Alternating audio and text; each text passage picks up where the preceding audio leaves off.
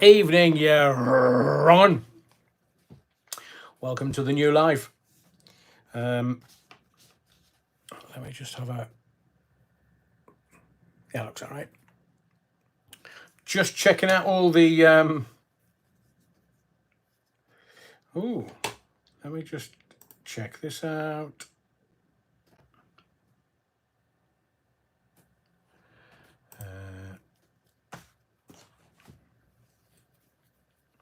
Right. We're in the house. Carl Bassett. Evening, Adrian. Yeah, wrongin' from Carl and Irene. Evening, Carl. Jilly B. See you at 8. We're here. Evening, Adrian from Leeds. Let's get it out of the way early. Thanks. And 50 years. 1973 was the last time. What Leeds is referring to is Sunderland played Leeds last night and we beat them 1-0.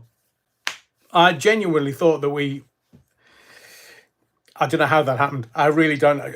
Jude Bellingham's brother, he's 18-year-old. Fabulous.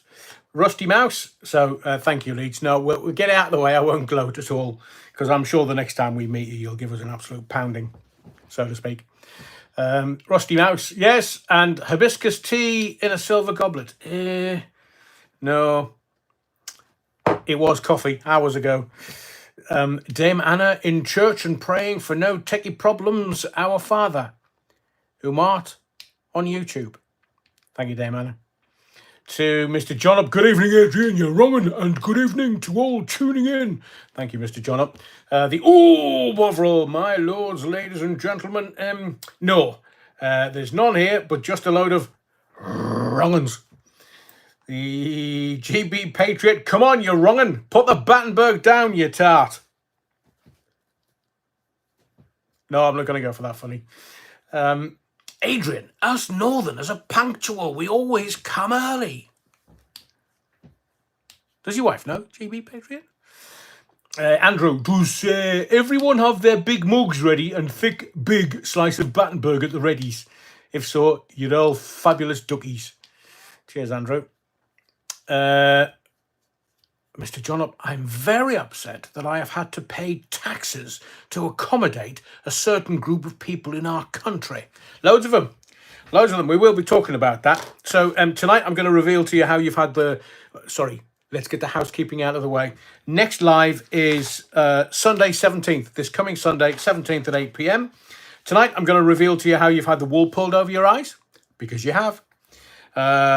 We'll talk about Rishi, Gervais and PMQs. I don't think Keir Starmer could have battered them anymore if he'd bent them over on the dispatch box. That was... So we'll talk about that. We're also going to talk about the royal family because I just don't know what is going on. I mean, when Charles was a prince, I was a fan. Charles as a king, he's weak. So, thank you, darling. The new Mrs. Allen has delivered. She is the postwoman. She always delivers. So we'll talk about Charlie and to just... Because I buy the newspapers every morning and I am sick to death. Henry VIII had it right. Look, if anybody brasses you off, chop their heads off. Stop mucking about. It's not PR. Sorry. In with love, out with anger. There's an update for John Venables. If you don't know who John Venables is or was, he was one of the 2 Jamie Bulger killers. Got an update from him. There's something really weird going on. There's 2 things. One, have you noticed that sort of last, was it Sunday, the last live, there was like techie problems. It was buffering halfway through. Now, I was attached to my Wi-Fi. My Wi-Fi's pretty good. But it was buffering. And I thought, well, that's a bit weird. And then, did you know that Sri Lanka, the whole of the country, had a power cut? Did you notice that wasn't in the press? Oh, mainstream media telling you the truth, you thought. So, Sri Lanka had a complete power outage. The whole country. Nothing left. All electricity gone. And have you seen this new Obama produced film that's on Netflix? I can't remember the name of it. I should really have written it down before I came on air, so to speak. But it's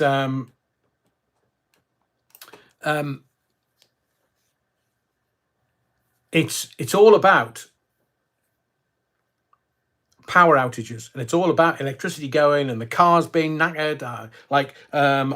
We're going to talk Tesla in just a little while. I'll give you an update that's just hit the wires. I mean, literally seconds before I came on air. So, it's all about the whiff and Klaus Schwab. They're talking about, well, it's not what we went through 3 years ago. That's all done and dusted. They've all made a shed load of money, but they're now talking about what they're going to do with hacking each other. So that's what I was going to say. So they reckon it's going to come from China or from Russia. Yet, bizarrely, Russia during the week has been trying to broker a peace deal in the Middle East. I mean, can you imagine? The Americans are going to be so brassed off with the Russians because obviously if there's peace in the Middle East, they're not going to make any money. And that's what it's about. Speedy Joe, the Biden crime family. So they want war. They want massive war. They want World War III. And the Russians are going, all right, lads, well, we'll give you World War III. We are a nuclear power, obviously, and we've got more than you. So I think what we need to do is not use any weapons. Let's just hack each other and let's see who stands up last. So this Obama thing, this Obama film that they've both produced, are you aware of the conspiracy theories around Michelle Obama? I saw some. I won't get. I promised myself and the team that work on this show that I wouldn't get distracted tonight. So, where's Tina gone? Tina Silver. Oh, Adrian, I'm just back from the land of hibiscus tea, Egypt. Oh, I'm so jealous, Tina. I hope you had a fabulous time. Egypt is. I've only been once, and it just. I don't think words can describe Egypt. I don't think anybody attempting to describe the magic, the wonderment that is Egypt. I stayed with. I actually proposed to the new Mrs. Allen in front of the pyramids on the Giza Plateau, and in a museum and somewhere else, because she made me do it 3 times just to make sure I was. It wasn't a gag. It wasn't a camera wasn't going to appear from somewhere going, oh, just wind you up. But Tina, I hope you had a fabulous time. Egypt is very, very, very special. We had a little time on a dahabia, one of those sail boats on the Nile. We cruised the Nile. We went to some of the most magnificent temples. But for me, the pyramids were just... And I saw a video by some young guy that I've been following, whose name I can't remember now, Bright Insight or something. He's talked about the tunnels that's under the Sphinx. And the Egyptians are not for letting anybody in there to know what's under there. Oh, so there's definitely something there. So, Tina, I'm jealous. So we'll talk about Russia trying to broker a peace deal in the Middle East, you reckon? We've got some of your comments, because some of them are fabulous. And this Gary Lineker chap, I mean, Gaza was a favourite footballer of mine, because he was just as mad as a brush, and he played in the Spurs side that won the FA Cup until he did his cruciates or something before he went to Lazio. And, Lineker, fair player, but he's just a proper wrong. I would say gobshite, but he's trying to be some kind of pseudo lefty intellectual. My hairy backside. So we'll talk about him a little bit later.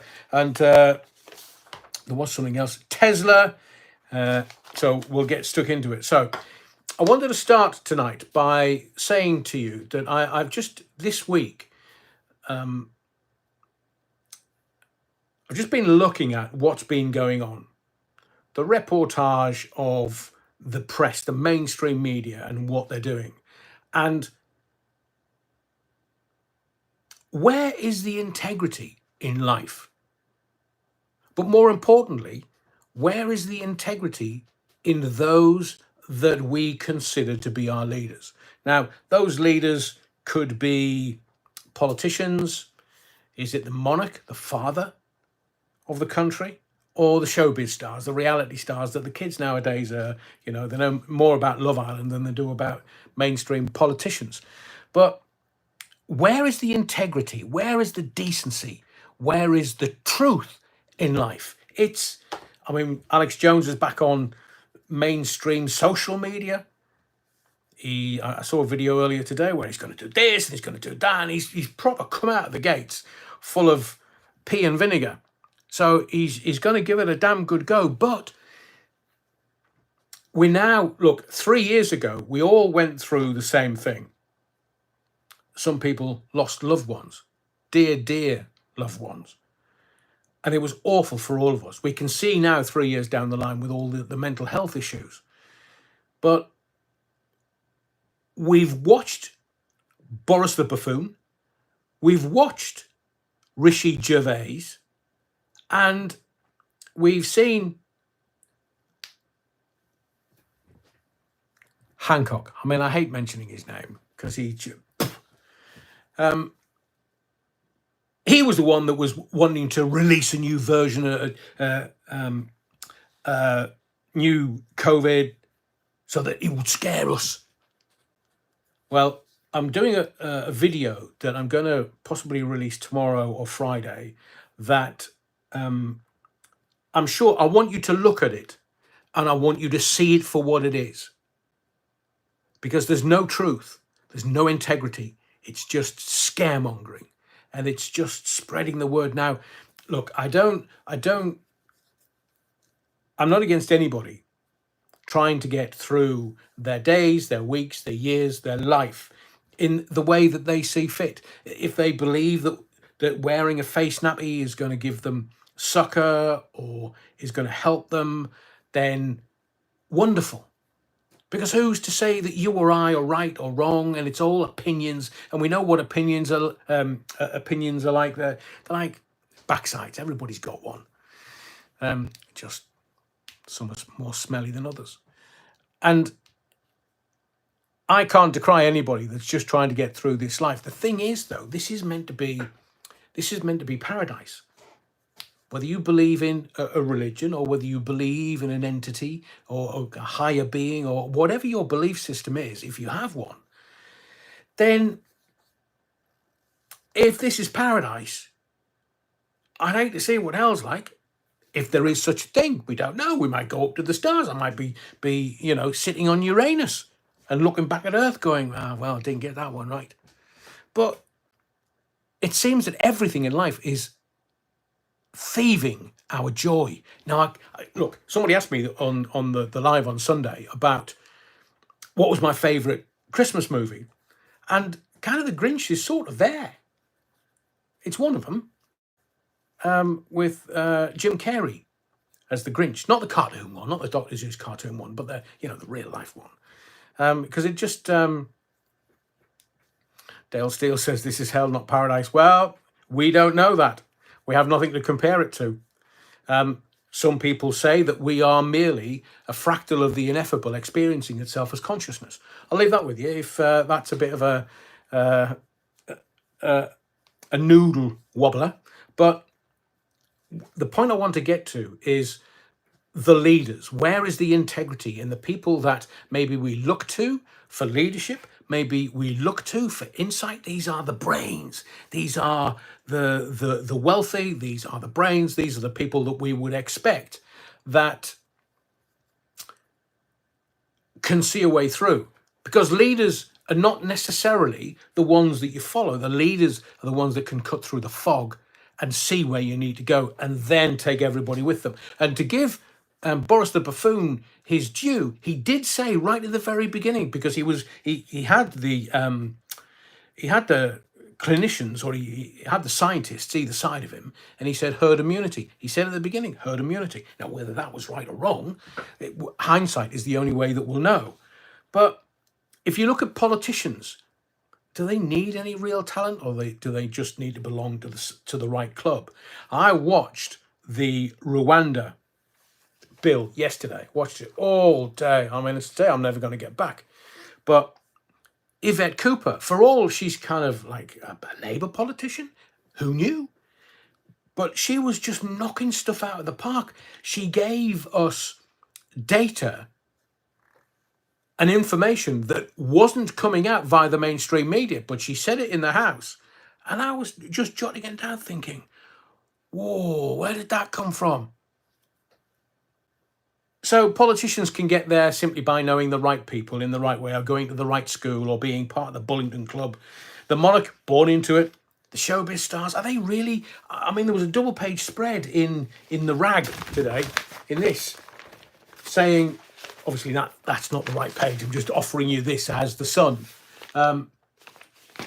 saying, oh, this is how much money they're making. These reality TV stars, one's making 10 million, one's making 5 million. I mean, I hope it makes them happy, because this whole existence over the last 3 years, because that's what we've done. We've not lived, we've existed. It's just stolen our joy. And I did think about what we do on these lives, and I've been sort of ruminating over the last few days.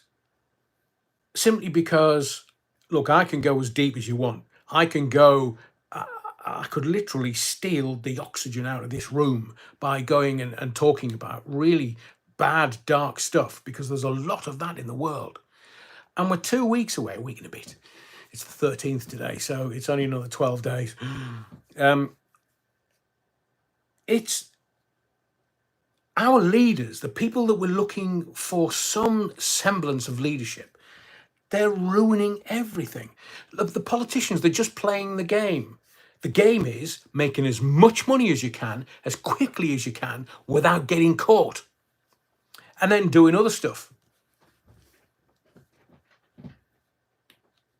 Yeah, exactly. Vixtech says, it's a big club and we ain't in it. Monarch, born into it. Celebs, casting couch, clicks and likes. And it's all, Terry Wookfit, 12 days to what? 12 days to when Mrs. Allen stabs me because I've not bought her anything for Christmas. I'm joking. I'm going to the northeast. But it's the last 3 years have sort of seen the ruination of everything that we hold dear. Everything that anchors us in possibly our joy, or possibly in our love. Now, I'm not going all tree hug and hippie on you. I just want you to know that when we have a routine of life, now you know that every Sunday and every Wednesday at 8 o'clock I'm doing a live. Eventually, we'll get to a phone-in. Eventually, we'll get to other stuff, because we've got other stuff planned. As you might have seen from the video that I uploaded yesterday, we're looking at Wrong and Mugs. We're looking at some merch, because, look, I'm spending 4 days of my life working on just 2 lives, and I'm not earning a penny. It's all right. I'm not going to go down the convicted stalker route. But life is about choice. Your choices, my choices. We are merely a product of our choices. And all of this, the choice and the joy, has all been taken away from us. There were times when we literally couldn't go out the house because we were told.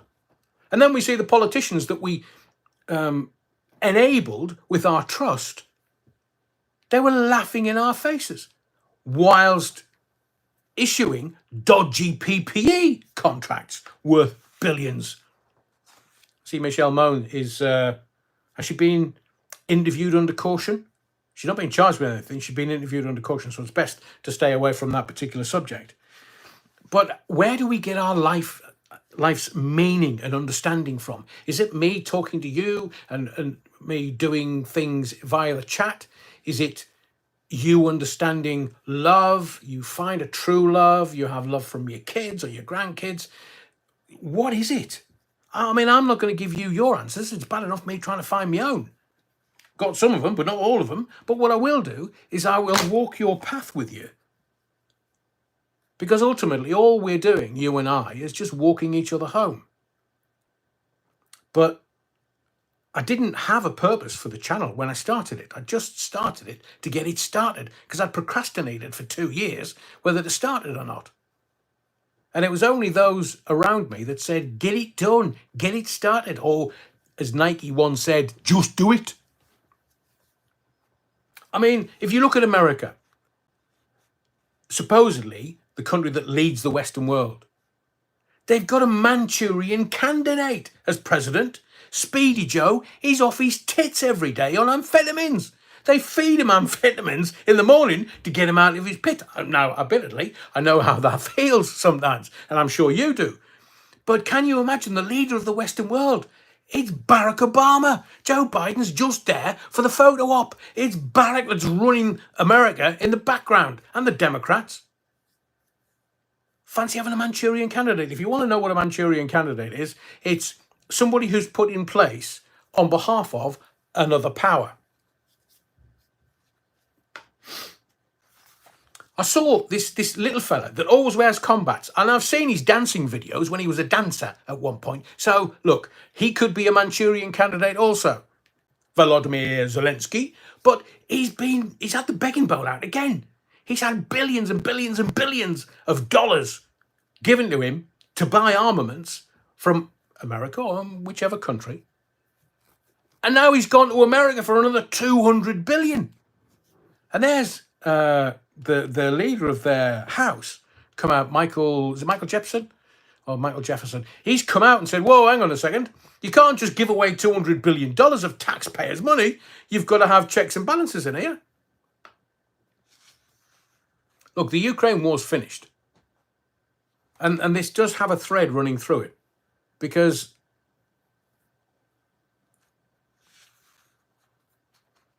the Ukraine war is finished. Zelensky is done. Done. They've given him enough so that he doesn't lose the war, but they've not given him enough so that he wins. I've seen him in Israel with the Frummers trying to get money out of them. He's in America trying to get money out of Biden, and Biden had told him no originally. And we've had our Lord Cameron, Trotter Cameron. He's been in Israel, he's been in Ukraine, he's doing deals left, right and centre. And coming up, I'm going to tell you why you've had the wool pulled over your eyes. It's finished. They're all going to the Middle East now. But why aren't our leaders doing anything with integrity? Telling us what the hell is going on? Never do. Do you know that Sir Patrick Valance's pandemic diary will never see the light of day? Because it would broach his human rights. This is the guy that used to stand on the camera day in, day out going, next slide, please, next slide, please. And they're not presenting his diary, his pandemic diary, to the Charlie 19 inquiry. Ooh, it is beyond my intellect. Oh, admittedly, I'm not that bright. 40-watt bulb's brighter, but it's breaching his human rights if he does. They should tell him, mate, you don't produce that, you're going to jail. We'll stick you in for 10 years. I bet you'll do it now. I want to know what shares he's got and where. I want to know all the scientists that told us to stay at home. Oh, and have another jibber jabber. That'll be your 20,000th. I want to know which big pharma companies they've got shares in. And when. So I'm going to give this sort of tacit last word to Nigel Farage, of all people, who landed back in Blighty today. And Nigel Farage has had a go at Rishi Sunak's performance as he come back from the jungle. So he said, and I do quote, he said, the Tories were set for a catastrophic defeat. I believe very strongly that all of the electorate in the Sceptred Isles are looking at the Tories thinking, you're gone, mate, you're gone. I believe after having a majority of 80, they could end up literally wiping the Tory party out so that they struggle to ever come back in this guise. And that's because the ego of the man sitting at the top, it's like, well, I don't care, I'm in charge. Well, mate, you're killing off a political party that might never come back. But what Nigel also says, he says, they have no idea what is down the track coming towards them.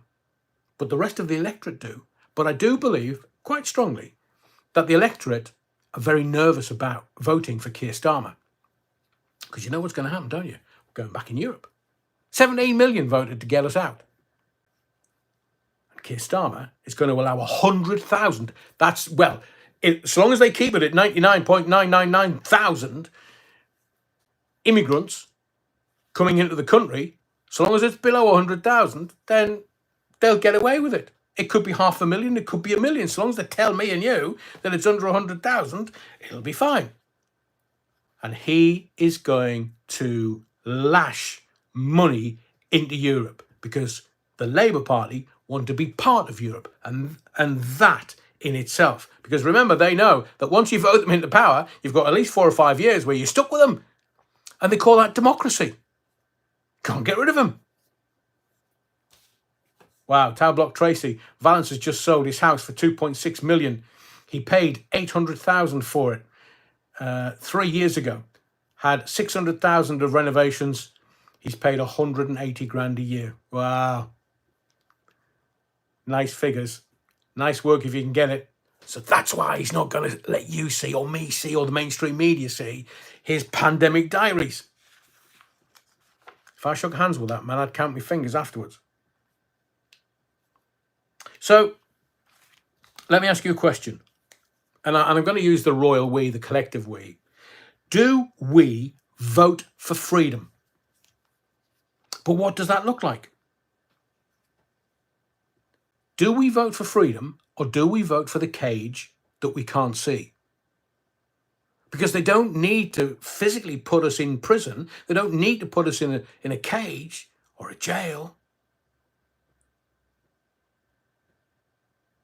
We're already in there. See, it's what you don't see. It's what they get up to and you don't see. Is freedom what we've been searching for since March 2020? But at the same time, we want our leaders. I mean, even the Special Air Service, a couple of them are being done for a drug farm, drug dealing. So people are just going to get through their lives however and which way they can. But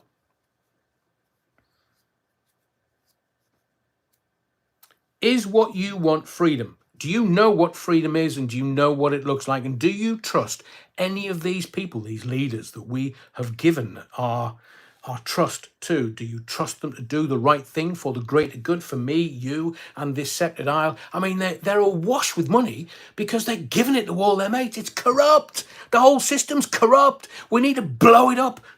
I'm not saying Guy Fawkes had the right idea, but we need to get rid of this system because it's not fit for purpose. The political parties are not fit for purpose. You've got the anti-Semites red, you've got the blues just literally flattening everything and telling us complete and utter lies. Look at some of the stuff that's come out over the last 10 days or so. And I'll give you this last word from Morpheus in the Matrix. You have to understand, most people are not ready to be unplugged. And many of them are so inured and so hopelessly dependent on the system that they will fight to protect it.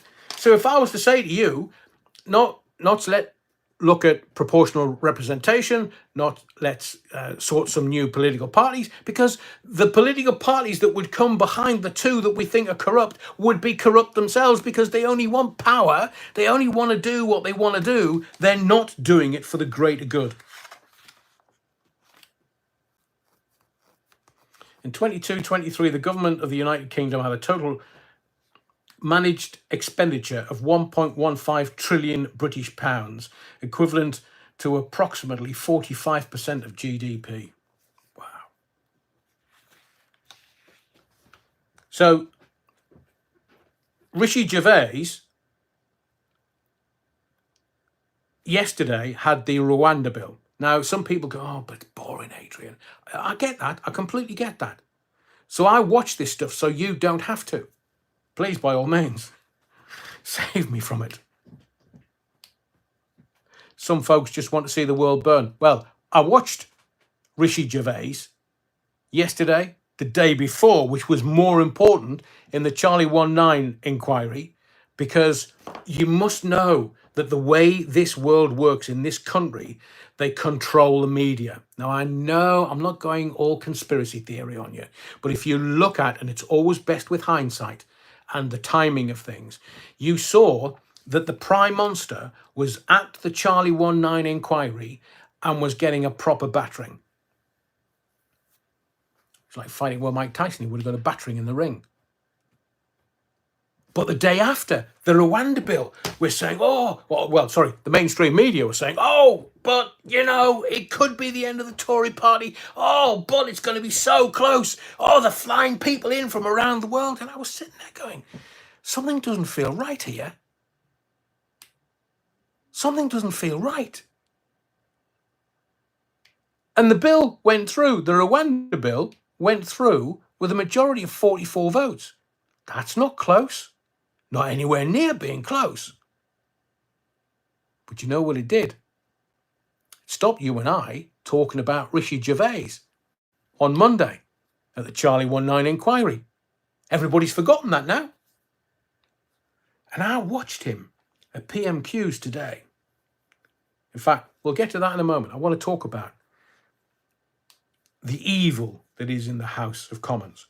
But I want to bring your attention to something that everybody's kind of forgotten about, because the word on the street was that Dan Wootton was in New Zealand.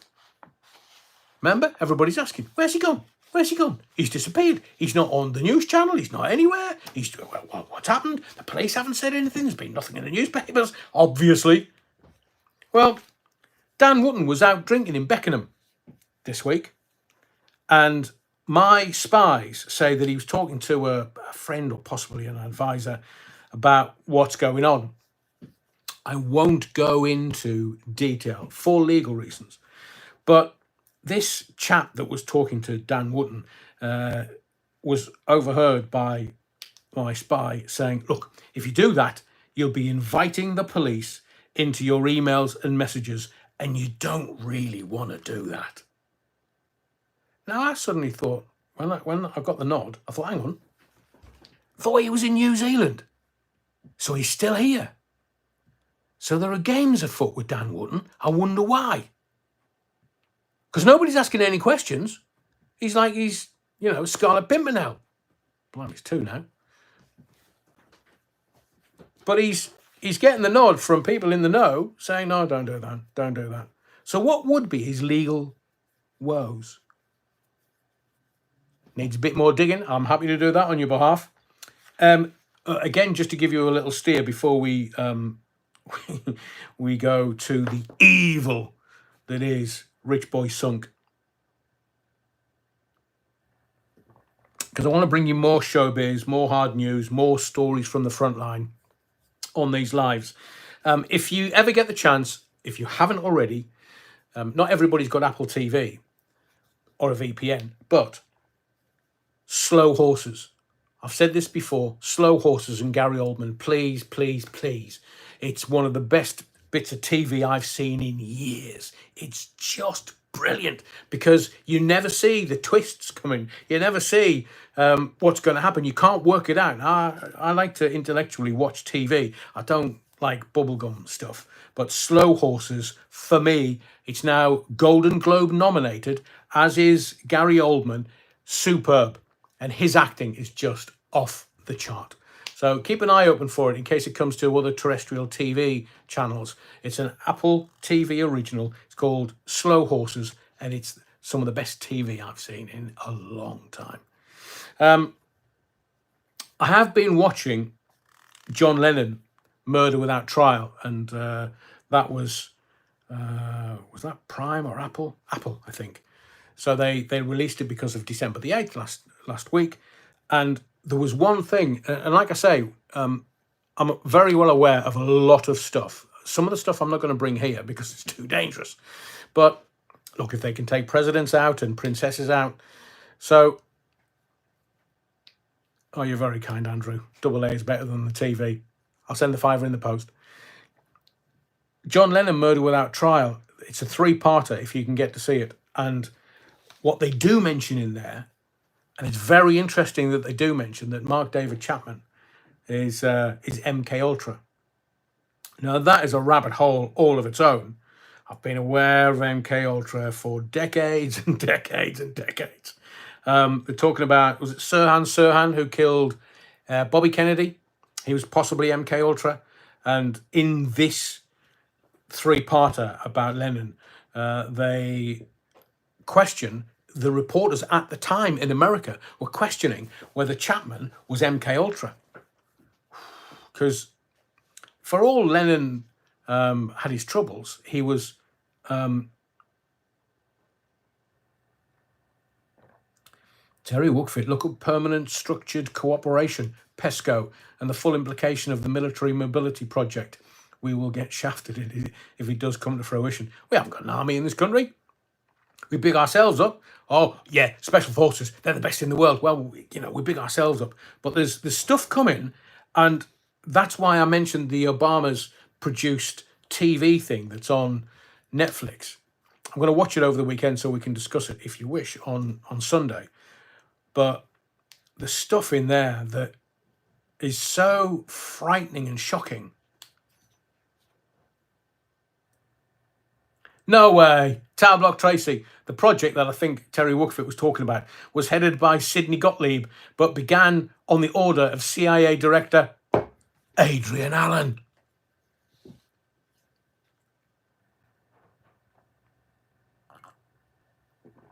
Viv text, very good. Sirhan didn't do the hit that killed RFK.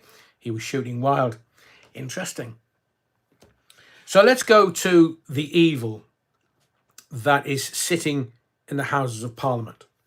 Because, and I know if you've been watching these lives long enough, you'll know that I told you it was a death match between Rishi Gervais and Boris the buffoon. It was a death match. And Boris being Boris, he can bluff and bluster, but he wasn't able to hang on. But Richboy. So I was watching him yesterday and today on TV. And this is my view. I think he's evil. Because there's two things. One of the Labour Party backbenchers stood up and said, Prime Minister, what's worse? Losing WhatsApp messages as a tech bro, losing £11.8 billion to fraud as Chancellor, presiding over the biggest fall in living standards in history, or desperately clinging on to power when you're even more unpopular than Boris Johnson. Fact, there was a, was it YouGov poll today, came out, he's got a worse approval rating than Boris the buffoon. So you just need to look at what's going on. This sort of carpeting of whatever went on at the Charlie 19 inquiry on Monday, it's not being reported anywhere. They've done bits, but it's mostly Rwanda. It's mostly the immigrants, because that's the topic and the subject that most people on this sceptred aisle weren't dealing with. But are they? No. So let's look at PMQs before we get to Trotter Cameron. And Keir Starmer, I mean, I've watched him for years and years and years. And I have to say today, I thought was one of his best performances, simply because it's right before Christmas. Have you noticed how long they take off for Christmas? It's like 6 months or something. I'm being facetious. But they broke up today. Hang on, it's a Wednesday. What are they breaking up today for? There's still 12 days to go before Christmas Day. So Starmer gets to his feet, and there's like 6 questions that he can ask the Prime Minister. And he just said, he told the story. And I don't know whether you've seen this yet, but it made me so angry. Because Starmer talked about Neil, young chap whose parents have had to leave their home, obviously with the kids, of 15 years. Can't afford it.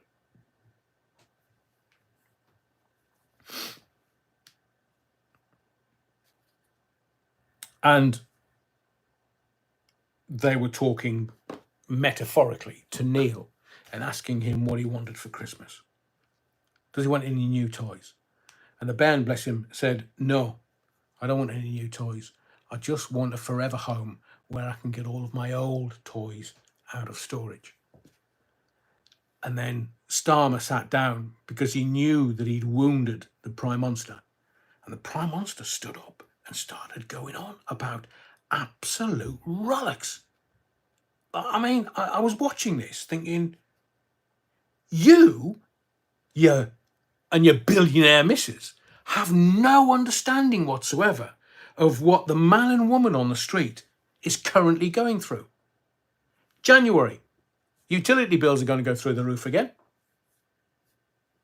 The way Thatcher sorted this country out and made sure that no one went on strike was a strike. A working man won't go on strike because he's got a mortgage to pay. That's why they started selling off all the council housing stock, because they wanted you to have a mortgage, because when you've got a mortgage, you won't go on strike.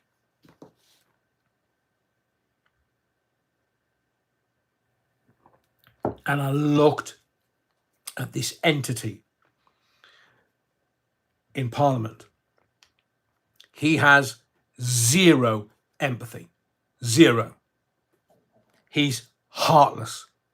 He's arrogant, narcissistic, evil. Now, he knows he's done. There was Starmer got up and asked some of the backbench Conservatives about which one of you lot said he's not a very good politician. And all the Tories recoiled. It's going, oh, who told him that? Who gave Starmer that? And he said, one of you did. And I believe they're correct. It's a correct take on the current Prime Minister.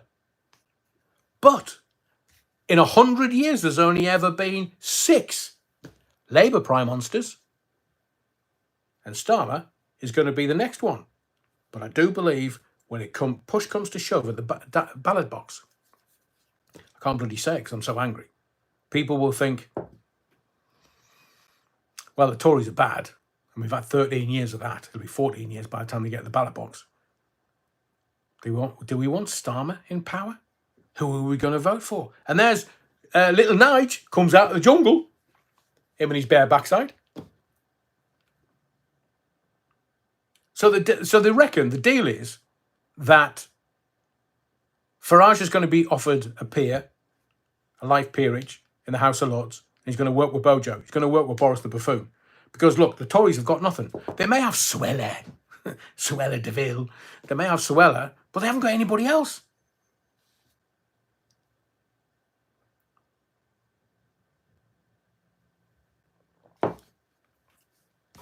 So how have you had the wool pulled over your eyes? And I'm going to read some of your comments about the Santa video. You know, the audio from the radio show that I did in Century 106. I'm going to read some of those in just a little while. But the reason why I believe you've had the wool pulled over your eyes is this. You know that you've got the Tories in power and you've got the rich boy at the top. But the rich boy needs to do deals. That's what politics is about now. It's just doing deals until you get caught out. Then you step back with billions in your back pocket. But if you want to stay in power, you've got to have deniability. And Trotter Cameron is the firewall. He stops the splashback going to the Prime Minister. So you know that when Trotter Cameron goes off to Ukraine and then goes off to Israel within his first week of being some secretary in Rishi Gervais's cabinet, they're doing deals. Now I know, and you know, that Richboy and his missus will, if the papers are to be believed, and I don't believe them mostly, 780 million in the bank they're both worth. I want to know, and this is why Parliament is corrupt. Everybody that enters Parliament, at the point they enter Parliament, or the point they become Prime Minister, they should say, this is how much money I've got. Oh, and that's how much money me missus has got. Because everybody knows that there's quite a few MPs in Parliament have their wives come in and they pay them the wage as a secretary or a PA or something. It's free money. Grifting. Anyway, to earn money, grifting. But I also want to know how much money they've got when they leave the Houses of Parliament, because now there's lots of questions, certainly in America, being asked about American politicians, where they're saying, hang on a second, you're only on 180 grand a year and you've got 60 million quid in the bank. How did you manage that then? And there's me and you thinking, ugh, the utility bills are going up again. Jesus, is that how much Battenberg costs in the shops nowadays? And yet these evil grifters are stuffing their pockets as quick as they can go. Get out of politics. I'm standing down at the next Parliament. I'm standing down. I'm not going to stand at the next general election. Why is that then? Oh, I've got loads of money. I don't want you to find out. Thieving. So as I said at the beginning of this live around integrity and joy, because it's all been thieved by these cretins in the Pink Palace. At the beginning of the week, I created a video, the BBC versus ITV to sign Scove and Holly, and that deal's still there. Don't think that because it's not in the press that it's not existing. It's not there. Holly's doing Dancing on Ice, man. And yet the newspapers haven't reported it. Why? Because look, if they give you everything, the whole story, then that's just one story. It's in the papers and then gone the day after. But if they just feed you little tidbits and say, oh, Holly's not sure, and then the day after somebody speaks on behalf of Holly going, oh, Holly's in a bad place, might, not, might, and then Scove's at it going, oh, I'm in a really bad place. Well, Foxtrot Oscar, Scove, go away. We don't want to know. If you're in a bad place, please go and get some support. Please go and get some support. But your missus is not divorcing you. Why is that then? In fact, I knew Scove was GAY before he got married. I had my first program controller tell me. I won't go into the details. He told me, and this is back in 1985. So, Cheryl Burrows says, Adrian, Philip the Groomer wants to come back. ITV did a cover-up of a cover-up. What a surprise. And now wants both of them back. Well, I hope the Tower Block Tracy's tell them where to go. Cheryl, we've got Tower Block Tracy on the live tonight. Terry Wookfit, convenient of Philip's health to stop him giving evidence to this inquiry. So let's get to some joy. Let's talk about Father Christmas and Santa, the Santa Claus phone-in. And I'll hold my hands up. Look, you know, Priti Patel's worth 22 million. How does that work? GB Pedro, hang on, whose missus is a beard? Why you done that? Oh, back in the day. Oh, yeah, absolutely. Sorry. So, if you don't know what a beard is a woman or a man, because, you know, there's beards for the men and the women. Sorry, I was having lots of words go through my head there that I was trying to work out whether I could say or not and where that would take me. So a beard is somebody that pretends, it's called a lavender marriage. It pretends, because like Rock Hudson had partners, female. So it's all, you know, it's like members of the royal family got a beard.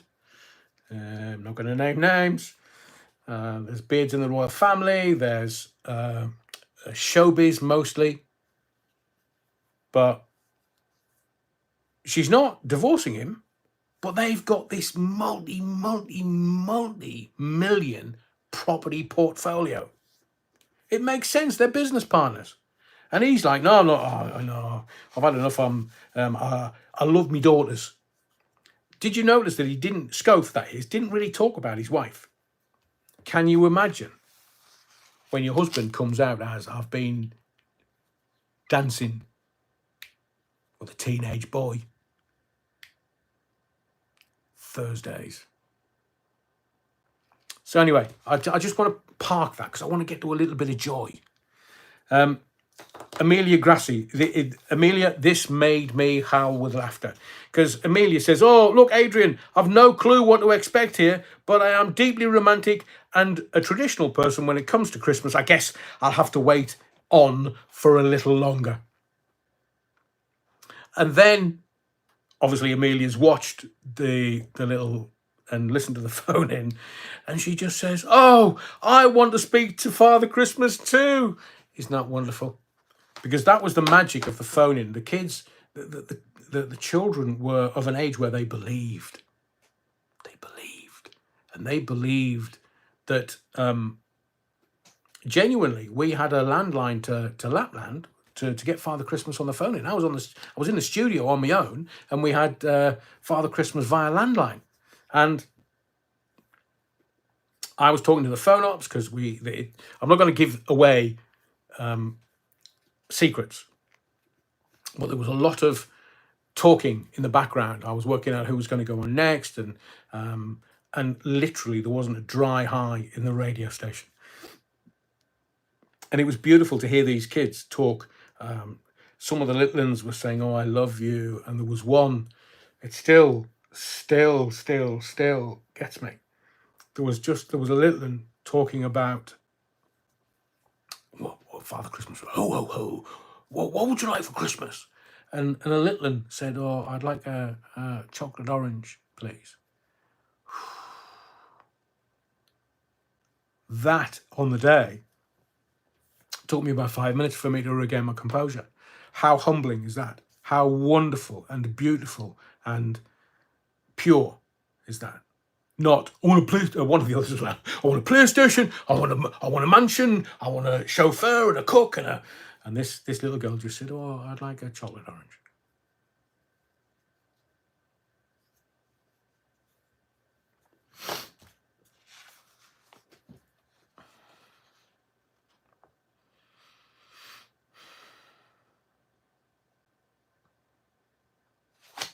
Give me 2 seconds.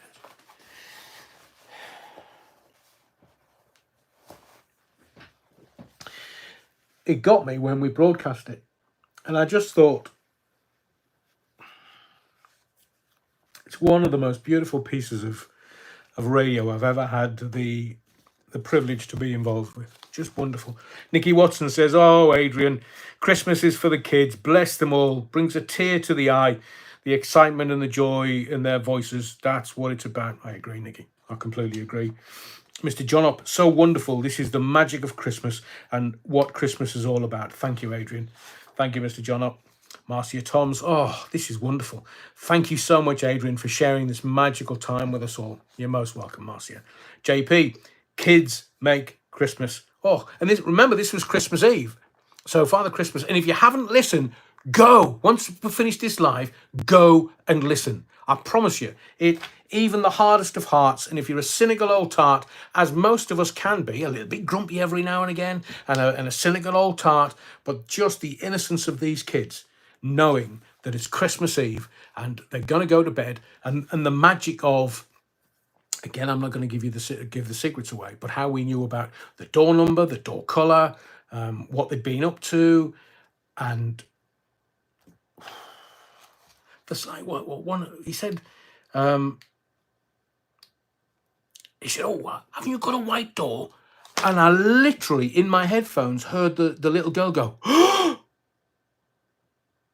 and you knew what she was thinking. How did he know that? And then there was sort of a regaining of composure where she went, it's Father Christmas. Of course he does. So if you haven't, honestly, give yourself a treat anytime. And the reason why we put it up with sort of 10 days or so to go before Christmas is, if you want to get into the Christmas spirit, stick it on Christmas Eve. Listen to it as if you were there on Christmas Eve listening to the kids. I promise you. Carl Bassett, wow, now it's Christmas. Tracy Ann Cannon, looking forward to some festive frivolities. Tracy Ann, steady. Bob Smith, Adrian, I've just come across your channel. I used to listen to your late night phone-in on 106 FM. Fantastic show. Bob, thank you for your very kind words. I hope you enjoyed that phone-in. You probably, or possibly, heard it first time round. Norman Taylor, good to have you on board, Bob. Norman Taylor, something to make us smile this December with the sheer amount of chaos in the world. Peace, peace, peace, please. You're most welcome, Norman. Katie Webster, I can't wait to hear it, Adrian. Kate, get on the job and get... Honestly, what am I saying here? I'm losing it. Enjoy it. When you get to listen to it, enjoy it. Anne-Marie, love Christmas. Nathan Diamond, thank you, Adrian, for this fantastic memory. I live in Derby and I used to listen to your phone-ins every single day. Happy Christmas to you. Thank you, Nathan. Really appreciate it. What was I going to do next? Hang on a second. God, blimey. 12 days away, man. I need more than just hibiscus tea, I tell you.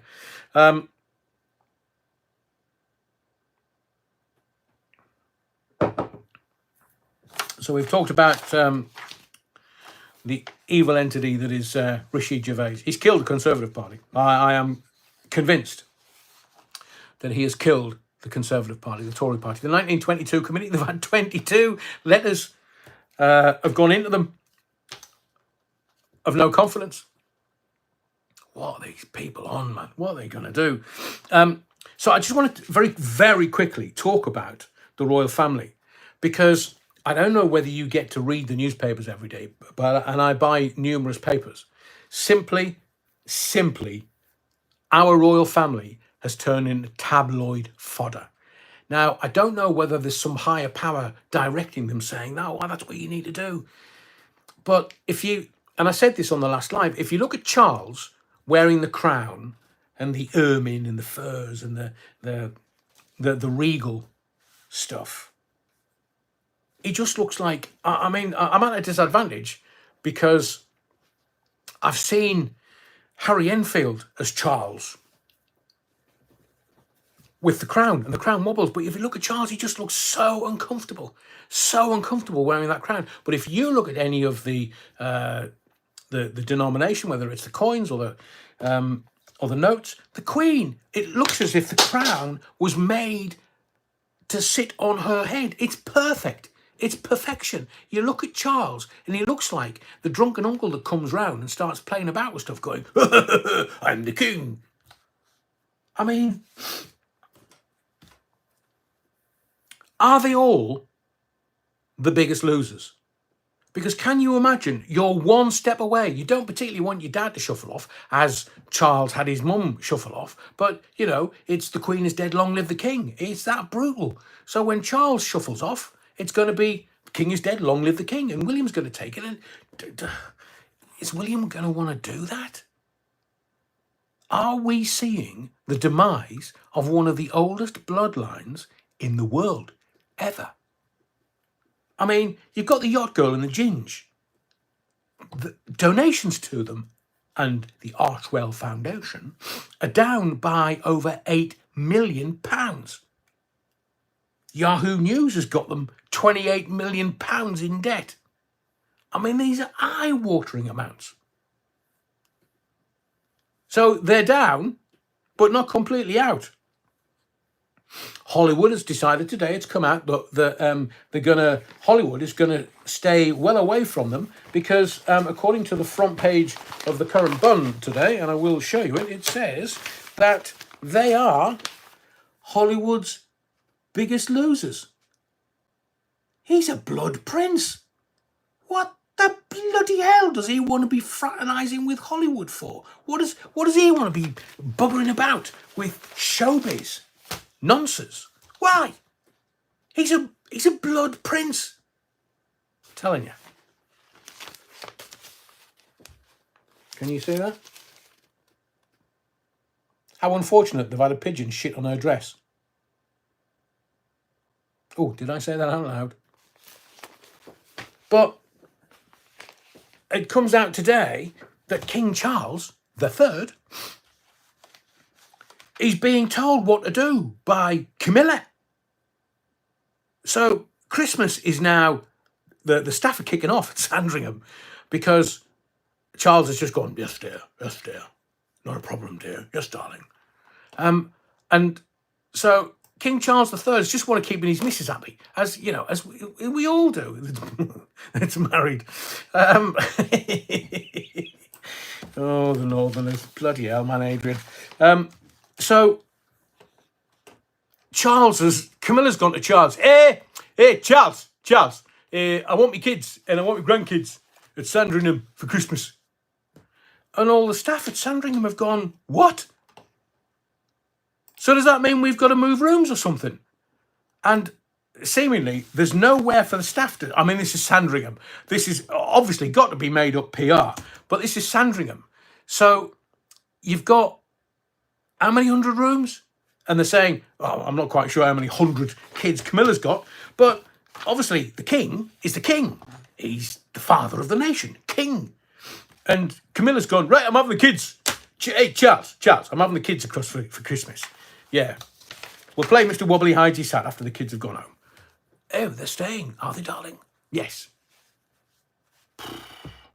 So royal staff were put out because Camilla wants her kids and grandkids to be at Sandringham for Christmas. I mean, it's like a comedy routine. This is the monarch. This is the king, the father of the nation. And we're having a comedy routine. They couldn't write this on Channel 4. In fact, they couldn't write this as part of the Windsors. And then we're getting reportage in the press. I honestly, listen, I wouldn't wipe my backside with the sun. You've got Ginger Winge saying, I rang father for his 75th birthday. We know that's a bloody lie. It's just BS. And the newspapers are reporting it as if it's fact. Well, look, they're not interested in giving you truth. They just want you to buy that newspaper. Because what is it? The Sun's losing 60 million a year currently. So Ginger and the Winge won't be there, but they said he rang his dad on his 75th birthday. Utter bunkum. Utter bunkum. This is, you can see it by a country mile. I nearly swore there. This is two PR teams, public relations teams, fighting. Now, obviously, the yacht girl wants to have a Hollywood career. I mean, she was the best she could do was a cable TV actress. She was a bit of eye candy. And she's fighting for...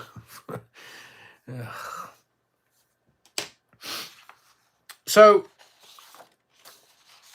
I just believe that our monarchy needs to stop this malarkey. The monarch and the PR teams, they need to stop. Whatever the whingers in Montecito are going to do, seemingly they've got to move house. There's so much BS comes out about these idiots that you just think, well, hang on a second, why doesn't somebody do something about this? I mean, why doesn't Charles pick up the phone and go, darling boy, yes, I'm the king now, and you know what kings do to those people that upset them? Off with their heads. I mean, Henry VIII had the right idea. Look, it's 2023. Maybe we'll have to do it differently.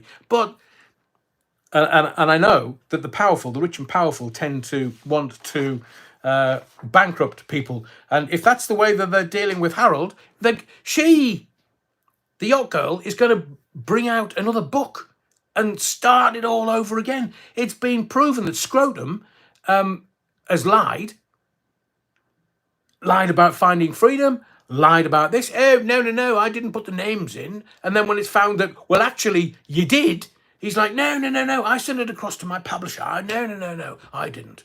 Here, man, take those caterpillars off your forehead. Oh, sorry. I mean, I shouldn't judge, but I do look at them thinking, Jesus.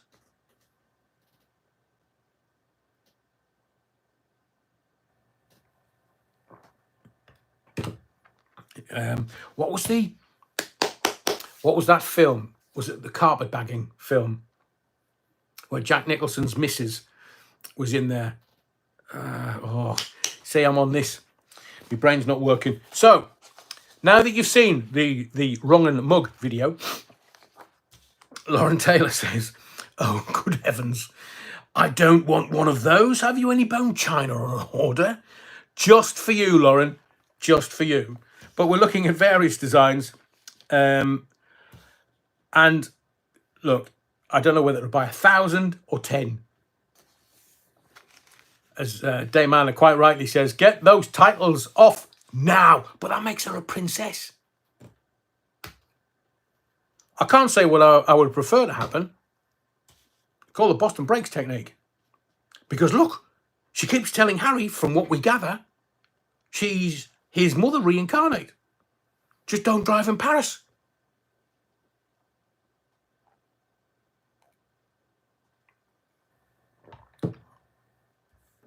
Very clever. Rich says, Dame Anna, that's the only card they have left to play, so they won't do that just yet. Adi Blackmore says, Adrian, can I buy them mugs? Well, we are in the process of designing them. We have one design.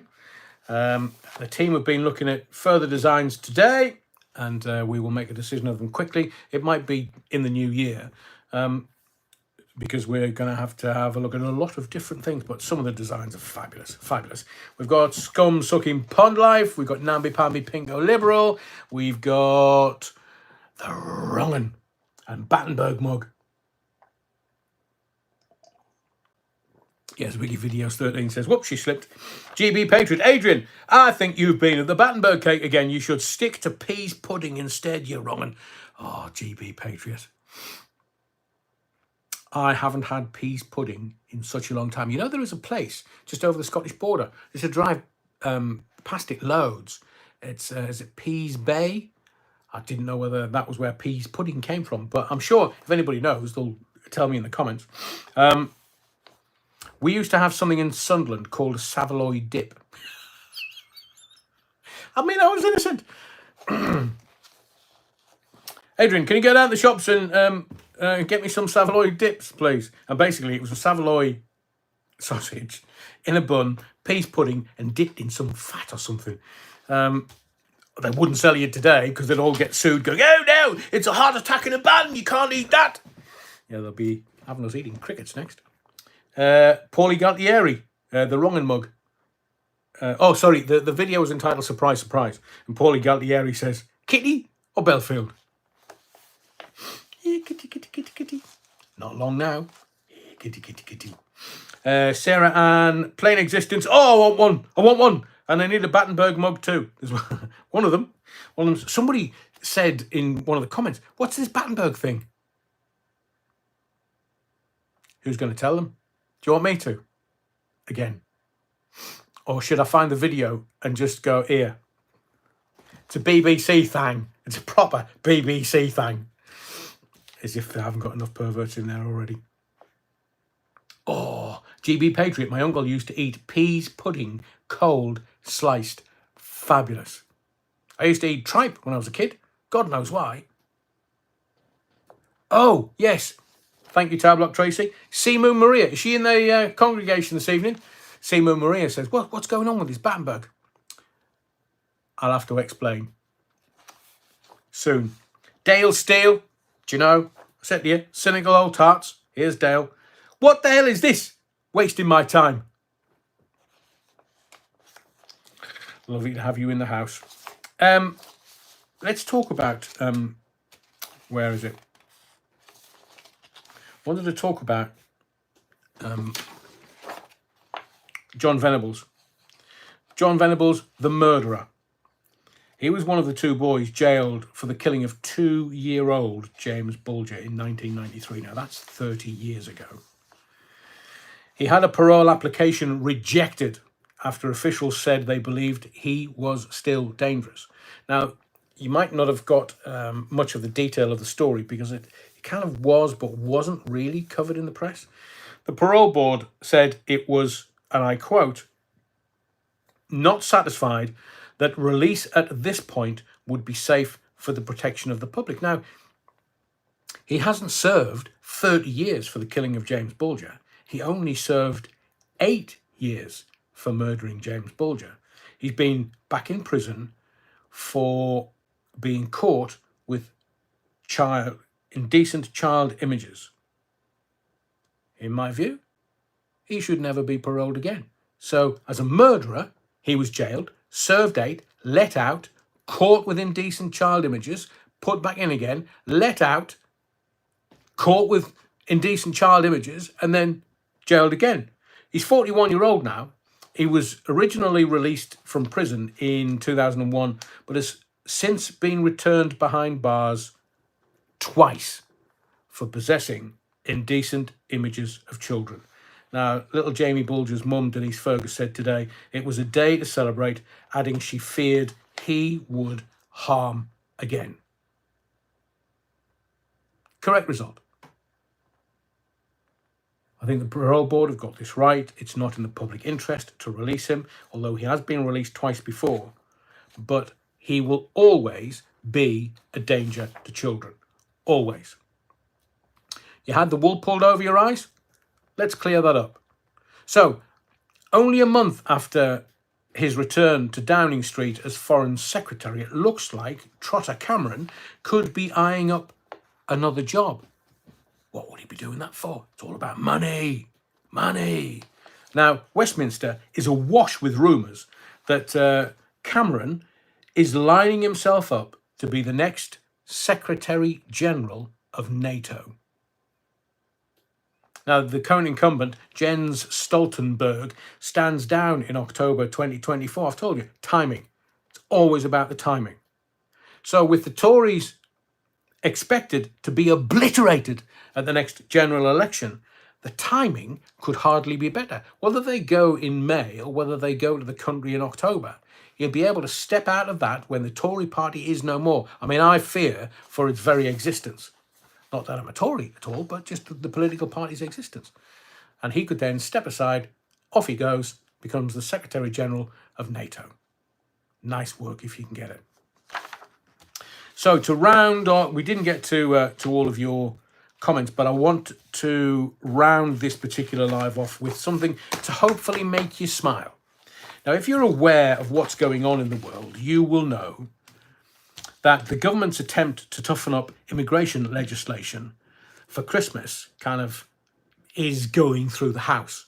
Now, whether he likes it or not, Rishi Gervais has got a fight on his hands. It's not a fight. The deal was it was either going to be a fight before Christmas or a fight after Christmas. Looks like he can enjoy his turkey or whatever he has for Christmas dinner or wherever it is. It might not even be in this country. It might be in India with his in-laws. But he's having a fight after. So do you know, every year, somebody asked me a little earlier, what's your favourite Christmas film? And I didn't know. But every year they put Love Actually on.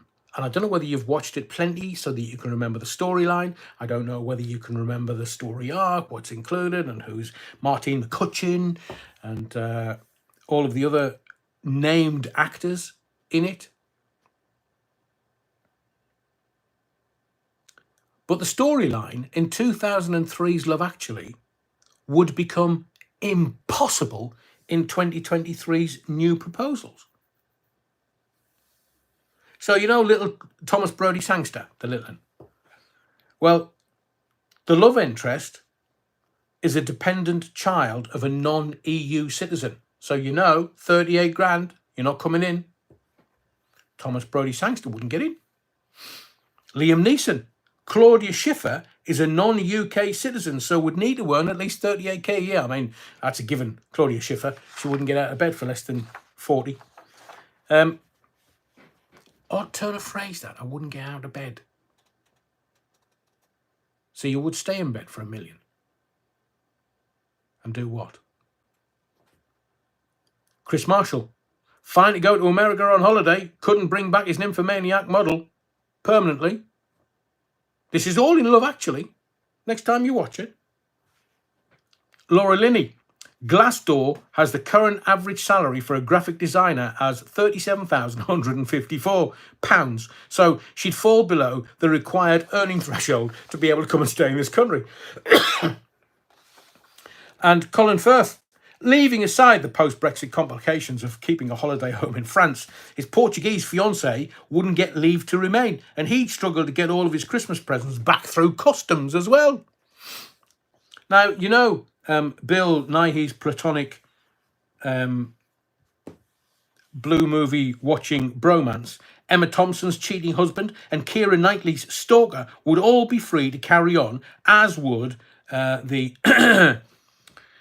stand-ins Martin Freeman and Joanne Page. That just leaves the prime monster, who shags his catering staff, something the current regime would probably also tolerate. So just something to put a smile on your face. Love Actually in 2023 wouldn't happen. Wouldn't be allowed. They couldn't stay here, couldn't get in the country, couldn't bring them back. That's how stringent things are. But maybe you're one of those that wants to stop the immigrants. I was going to say, if you are on X, Twitter, my Twitter handle is the same. It's merely at Adrian Allen. I'd love you to follow me. We're going to try and invigorate it and do more on there over the coming weeks and the Christmas and the New Year. Thank you to everyone that's commented this evening. I will have a look at those a little later. And as I've done with a lot of the comments this evening, I'll read them out on the live on Sunday. If there's anything that's really juicy, I'll do a bit of research and then bring more information for you. So my name's Adrian Allen. Smash the likes, you wrong uns. God blimey, I've always got to twist your arm. Thank you for your likes, your subscriptions, but most of all, your indulgence. X is at Adrian Allen. Don't forget to comment on below the live. Once the live is finished, you can do that. And the next live is Sunday, 8 o'clock. Look forward to it. Be well, stay safe, and there's more videos coming in between now and the next live on Sunday. If I can press the right button, look after yourself.